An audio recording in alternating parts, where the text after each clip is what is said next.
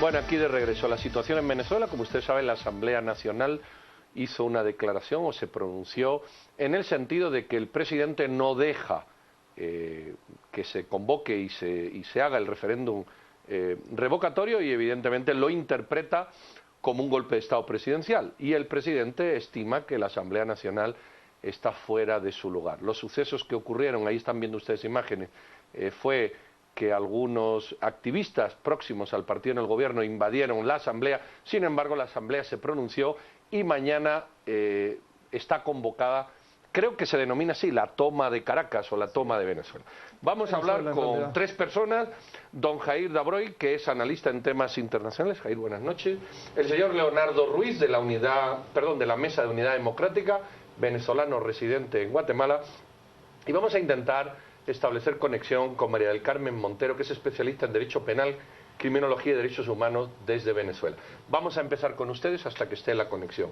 Leonardo, ¿qué se espera mañana? ¿O qué desearían que ocurriera mañana? Porque podemos pasar desde un acuerdo hasta una confrontación violenta. Sí, es verdad. Fíjate tú, el sábado fue la marcha de las mujeres. La marcha de las mujeres fue bastante exitosa, solamente estuvo en Caracas en esta oportunidad, pero a partir de ayer y de hoy empezaron los estudiantes a salir a la calle. Prácticamente las principales ciudades donde están las principales universidades se llenó completamente de estudiantes que estaban marchando y protestando. Ya hay en las redes y en las noticias más de 20, 30 heridos que fueron atacados por la Guardia Nacional. Por eso que lo que tú dices, que posiblemente haya un confrontamiento, es bastante probable, porque ahorita va a ser la toma del país, todo el país de Venezuela se va a tomar, van a haber marchas en todos los países. Yo he recibido por todas las redes de las diferentes ciudades a las que estoy yo conectado, ya programaciones de cómo va a ser la marcha, de qué puntos a qué puntos se van a dirigir. Va a estar en Caracas, en Valencia, Maracay, Barquisimeto, Maracaibo, toda la zona, el centro, la parte occidental. Y bueno, se espera una marcha bastante masiva de asistencia de toda la gente. Leonardo, hablemos de la gota que rebalsó el vaso, que fue la suspensión del referendo revocatorio. Cuéntanos muy brevemente, porque estamos ávidos de tener mucha información sobre lo que está pasando en Venezuela y poder conversar también con Jair. ¿Qué fue lo que sucedió y por qué el 10 de enero del 2017 es una fecha tan importante?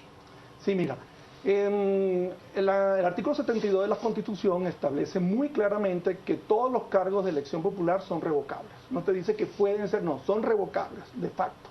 Y te dicen que al cumplirse la mitad del periodo de la elección, automáticamente el 20% de las personas, de los electores, pueden solicitar la revocatoria. Todo se está cumpliendo tal cual, se está cumpliendo ya el tiempo, se puede revocar al presidente, y obviamente al verse ellos que las encuestas les dan 80% en contra de ellos, lo que hicieron fue buscar por todas las vías y la manera suspenderlo. El 20 de octubre, de una cosa que no tiene sentido jurídico, 4 jueces de diferentes estados, Apure, Valencia, Aragua, decidieron aceptar de unos ciudadanos, unos abogados que solicitaron que se suspendiera el revocatorio porque ellos pensaban que había fallas en el 10% de las recolecciones. Unos tribunales penales, allá también al igual que aquí hay tribunales electorales, o sea, no tiene nada que ver lo penal con lo... Y bueno, ellos decidieron aceptarlo, y entonces el CNE, que es una institución que está por encima jerárquicamente de un tribunal de estos de pequeño nivel de unas ciudades, decidieron aceptarlo. Entonces eso fue el 20 de octubre, esa fue la gota que rebasó el lago y estalló todo. Jair, hay varias cosas en el ámbito internacional. Un presidente que cuando esto ocurre está fuera, en la OPEP, que luego se acerca al Vaticano, y todavía hay gente que de alguna manera ve el modelo venezolano no colapsado, sino en un marco de principios democráticos, e incluso todavía defienden en redes sociales lo que el señor Maduro hace. ¿Cómo balanceas y cómo evalúas estos dos extremos? Bueno, hay que entender un poco la lógica de cuál es la visita que realiza el presidente Maduro a varios países de la OPEP, y está en íntima sintonía con los precios del petróleo y tratar de revertir la crisis que tiene actualmente Venezuela, tratando de elevar los precios del barril de petróleo en el mundo. Segundo, creo que hay una jugada estratégica donde él trata de buscar algún tipo de legitimidad también con la población en Venezuela, y es buscar al Papa en una reunión privada, porque no es ni siquiera una audiencia pública, donde plantea la solicitud de una intervención para la convocatoria de un diálogo, ya con la jugada armada de lo que sucedió el día domingo. Es importante también ver cómo en esta jugada estratégica es el arzobispo de Buenos Aires quien tiene participación activa para convocar este diálogo y no el de Venezuela, porque tengo entendido que es un fuerte opositor también al régimen de Maduro. Acaba de ser declarado el cardenal en uno de los más grandes opositores de los curas de la iglesia, que es Baltasar Porras. Acaba de ser nombrado cardenal por el Papa. Sí, entonces veamos que los servicios de inteligencia venezolanos deben haber estado trabajando a marchas forzadas para tratar de generar los escenarios más pertinentes, porque tienen una situación sumamente conflictiva, y es una cosa es Nicolás Maduro y otra cosa incluso fue Hugo Chávez, de cómo entendieron incluso el socialismo. Entonces yo estuve revisando algunos datos previos a venir y señalan que, digamos, el escenario es sumamente conflictivo porque hay gente que todavía se identifica con las ideas chavistas, no de Maduro, de Chávez. Y Chávez y Maduro no son lo mismo ni siquiera para el más socialista de los socialistas. Eso ya genera una fuerte debilidad dentro del régimen oficial. Pero también nos encontramos con digamos así, no hay un criterio unificado tampoco en el MUD, porque lo que estuve revisando también es de que hay un sector que sí está mucho más proclive al tema del diálogo y poder sentarse. Incluso hablaban de que el 30 ya está convocada en Nueva Esparta el espacio de diálogo, pero hay otros que son mucho más rupturistas y que también están incentivando una posición desde la Asamblea Nacional para tratar de evidenciar la situación de Nicolás Maduro. Entonces lo que nos encontramos es en un escenario sumamente conflictivo. Tengo entendido que al 10 de enero tienen que tener como límite el tema del logro del referéndum revocatorio. Sí, porque es la fecha a partir de la cual el vicepresidente. Así es. Que también se hablaba de asumir el vicepresidente, nombrarlo a él de presidente, dimitir y que, o sea, y para darle continuidad a su gobierno. Vamos a ir a un corte, vamos a ver lo que ustedes comentan en redes y volvemos, que todavía tenemos tiempo para discutir más temas. No se vayan.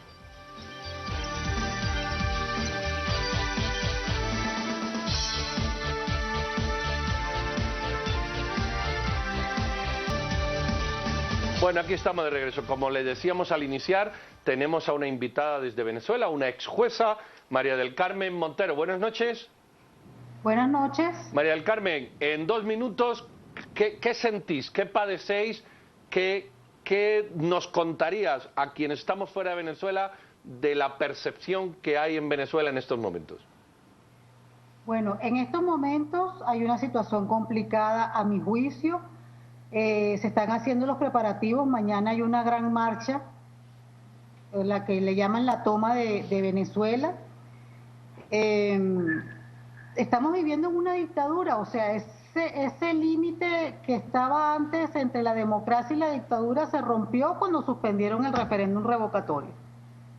¿Por qué mucha gente todavía, lo comentamos aquí hace un rato, habla de una democracia en Venezuela, duda que realmente esté ocurriendo y haya que ser tan drástico como la propia Asamblea ha declarado? Es decir, ¿cómo convencer al que está de fuera de Venezuela que realmente la situación es, como usted dice, una dictadura?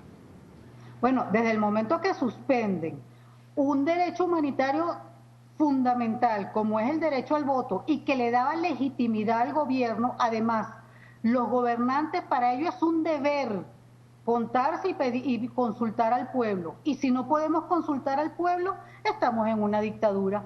Era lo único que tenían ellos que los separaba del concepto de dictadura, para decir que eran democráticos.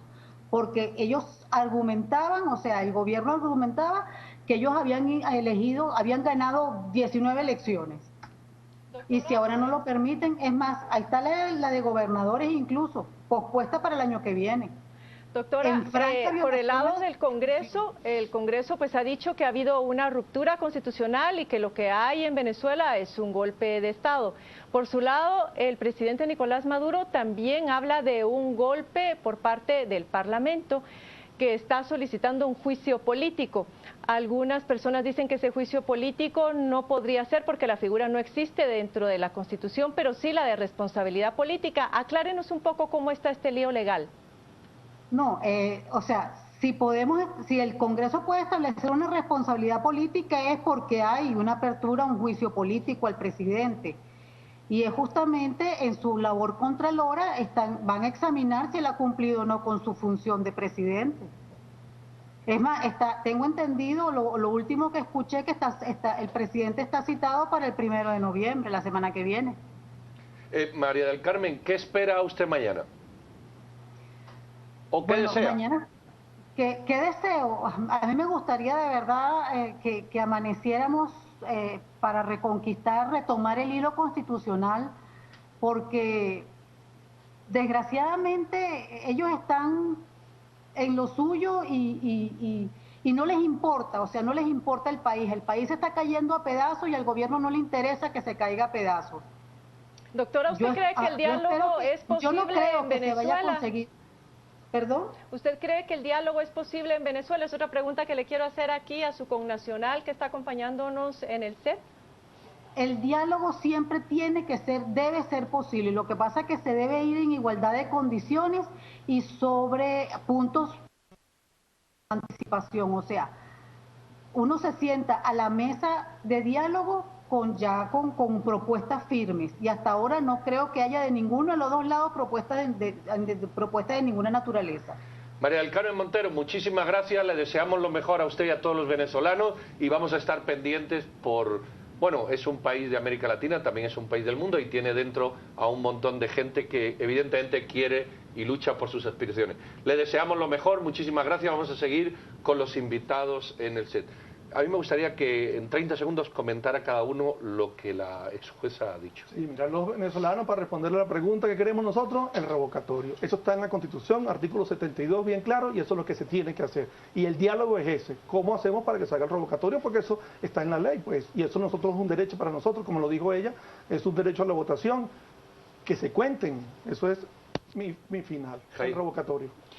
Yo sigo viendo un país sumamente convulso, sin embargo veo que la oposición al régimen oficial todavía no tiene una ruta clara, independientemente de que se busque el tema del revocatorio, de cómo lograrlo de manera inmediata, porque pareciera ser que teniendo toda la institucionalidad del Estado es mucho más fácil para ellos ir poniendo piedrecitas en el camino y poniendo cascaritas para que este proceso se lleve de la mejor forma. Yo soy muy crítico en que creo que todavía no hay una ruta clara de cómo la oposición podía abordar. ¿Cuál es el rol que juegan las Fuerzas Armadas en este momento en Venezuela?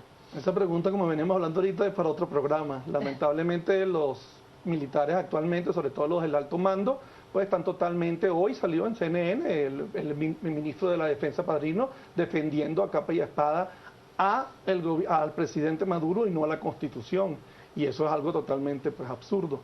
Ellos lamentablemente, ahorita te comentaba que muchos de ellos están en juicios en Estados Unidos por narcotráfico, por corrupción, se hablan de miles de millones de dinero en Andorra, en toda esta cantidad de cosas, muchos de estos venezolanos que están en los puestos militares. No sé si ustedes saben que les dieron ellos manejan prácticamente todas las empresas, ellos manejan la distribución de comida, manejan la minería, manejan parte del petróleo, manejan prácticamente todo. Y como te dije, muchos están inmersos en corrupción y en narcotráfico. Entonces, obviamente, defienden al gobierno a capa y espada. Jair, la violencia, mañana puede ser una toma pacífica o puede ser una toma violenta. ¿Pudiera ser, como ya pasó en 2002, la violencia el punto que desequilibre un régimen que todavía tiene algunos adeptos y ya definitivamente la comunidad internacional, a causa de esta violencia, pues bueno, tome otro tipo de medidas, que también la comunidad internacional está un poco pasiva a mi gusto? Por solidaridad humana esperaría que no. De hecho, parte de la intervención de la Iglesia Católica es precisamente evitar un baño de sangre, en palabras propias del arzobispo.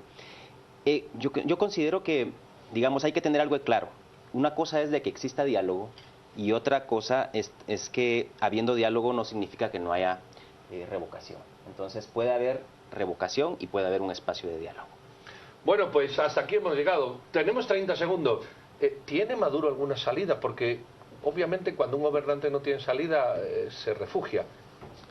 Sí, bueno, fíjate tú que hoy las noticias en las redes sociales se hablaba de que estaba buscando refugio en algún país, que estaba tratando, que parte del viaje que teóricamente era para la parte del petróleo, en realidad era para buscar una salida, para ver y buscando inclusive que no le hicieran juicio nunca, que se pudiese salir, porque en realidad cuando tú te pones a ver y analizar la cantidad de los delincuentes que se han convertido ellos, no tienen salida, en realidad es muy difícil.